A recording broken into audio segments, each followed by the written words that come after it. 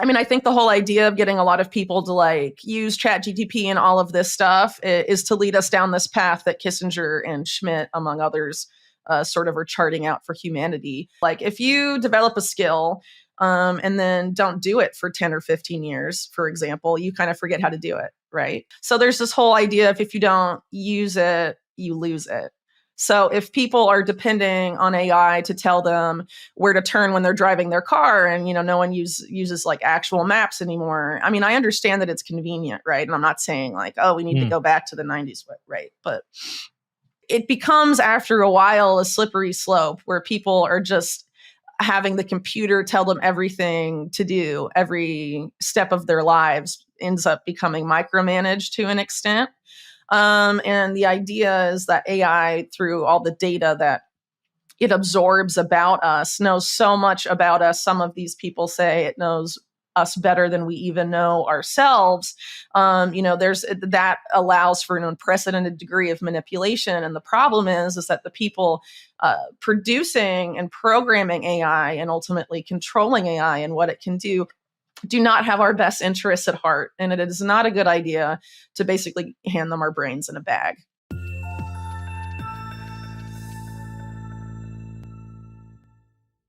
The dawn of AI is no longer a distant future. It's our present reality. As the World Economic Forum recently highlighted, the rise of AI necessitates the development of new skills to adapt and thrive in this era. Adding to this, a comprehensive study by the IMF indicates that AI could potentially influence up to 60% of jobs in advanced economies. This staggering figure brings to the fore the dual nature of AI. As a catalyst for innovation and as a harbinger of potential job displacement and socio-economic shifts, Whitney Webb offers a thought-provoking perspective on how AI is redefining our skill sets and autonomy. Her observations are pivotal as we navigate an AI-driven world, from performing mundane tasks to making complex decisions. Before we begin, kindly support our channel by hitting the like button, subscribing, and activating the notification bell for more compelling content. Who owns AI, right? It's pretty much Silicon Valley companies. So like even OpenAI, Sam Altman's thing, that's essentially like owned by Microsoft, right? And so you have what? Microsoft, Google, Amazon, Oracle, all of these companies essentially owning like almost everything. And all of those companies are contractors for the military and intelligence, right?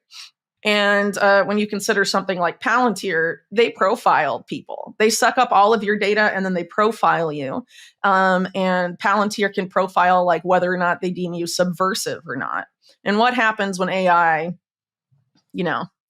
gets access of that and gets put in control of things like humanitarian aid, like they're talking about doing, or in charge of, the government itself, which is also talked about in the Schmidt-Kissinger book.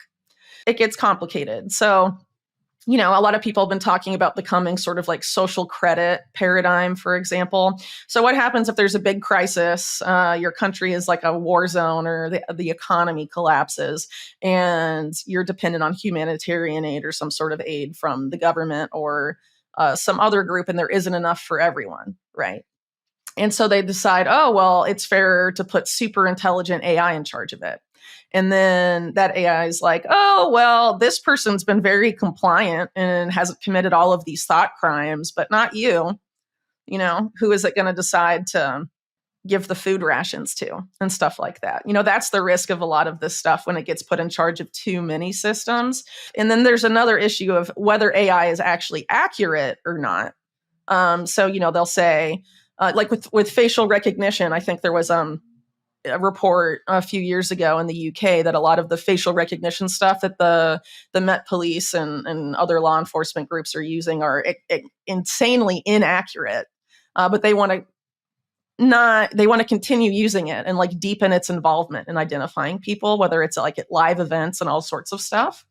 And I mean, it was insanely inaccurate. I mean, I can't remember the exact amount, but it was like under 50% accurate. So like flipping a coin is more accurate in that case. And what happens when AI algorithms that choose who lives and who dies, are put in charge of stuff and they're like 70% accurate or less?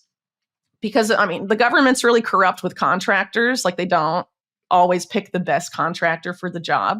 So someone has connections that gets their AI in charge and they oversell their AI and say it's 95% accurate, but it's not audited by an independent company, right? And so it's actually like in reality 65% accurate or something. And you're putting it in charge of like stuff that has a major effect on people's lives. That kind of stuff is happening. And I'm talking about stuff that hasn't necessarily quite happened yet, but we're headed there. In this clip, we explore Whitney Webb's focus on Silicon Valley's influence over AI development. This raises significant ethical concerns and questions about privacy, bias, and the potential misuse of AI in critical sectors like law enforcement and government. The omnipresence of AI is evident across numerous industries. It streamlines healthcare by assisting in quicker, more accurate diagnoses and revolutionizes transportation with the advent of self-driving vehicles, as evidenced in recent studies. Webb's apprehensions are underlined by real-world instances where AI's accuracy and impartiality are critical, yet often challenged. The conversation around AI's role in our societal framework is intensifying. Let's continue our exploration with Whitney's take on the potential risks and evolutionary trajectory of AI integration. People need to keep in mind that a large amount of alternative media gets money from what I refer to as Thielverse, meaning Peter Thiel, right? But really more broadly, it's the PayPal mafia, as it's been called, people affiliated with PayPal to various degrees, which of course includes Elon Musk. They have a lot of influence over alternative media and even over content platforms like Rumble.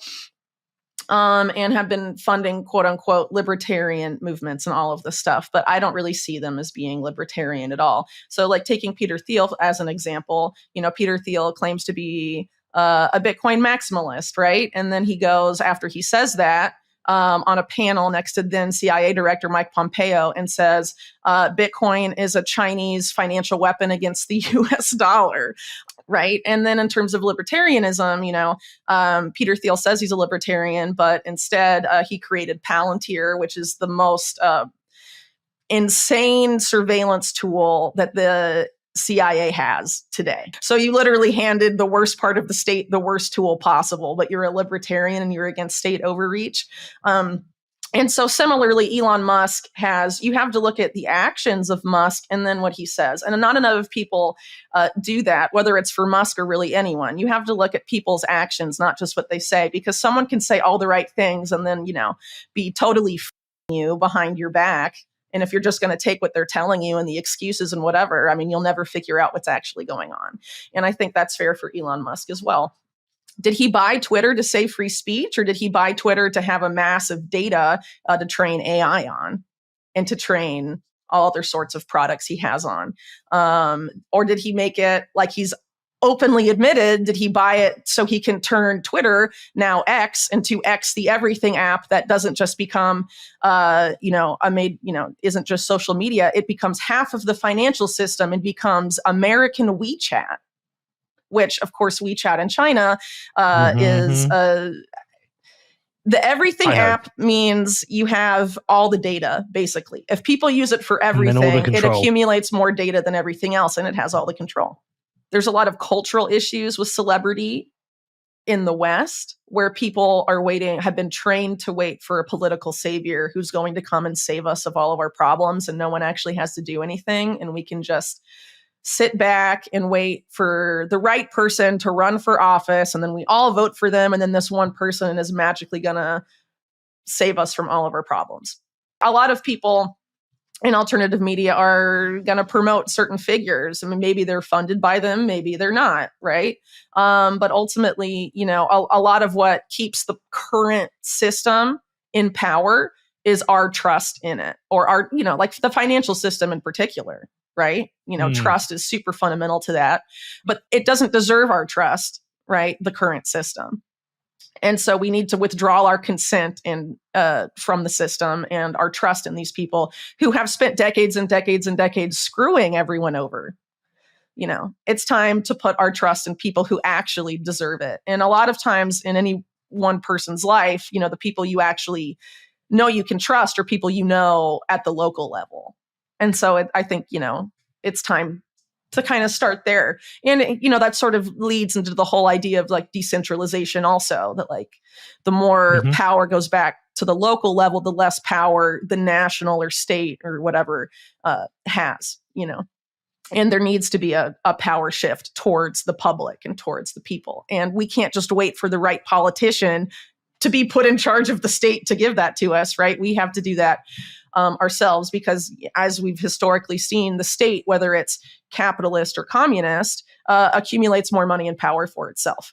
Whitney Webb scrutinizes the dichotomy between the public personas of tech magnates and their actual impact on media and cryptocurrency. This critique leads us into the broader ethical dimensions of AI, encompassing biases, privacy concerns, and the overarching question of accountability when AI systems falter or make unethical decisions. Webb's insights underscore the need for grassroots initiatives and personal responsibility in an era of rapid technological advancement. As AI becomes more entrenched in our daily lives, maintaining an informed and balanced view on its benefits and risks is vital.